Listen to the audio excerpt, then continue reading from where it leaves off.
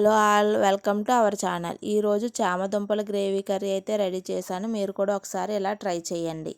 First చామదుంపలను నీళ్ళు పోసుకొని ఉడకబెట్టుకోవాలి. తర్వాత పచ్చిమిర్చి, ఉల్లిపాయలు ముక్కలు, టమాటా ముక్కలు కట్ చేసుకోవాలి. టమాటా ముక్కలను పేస్ట్ చేసుకోవాలి.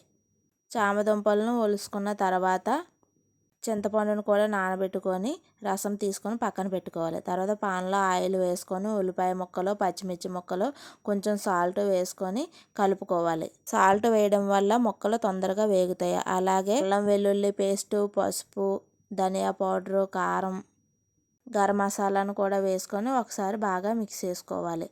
అలాగే ఉడికించిన చామదుంపలను కూడా వేసుకొని ఒకసారి కలుపుకోవాలి.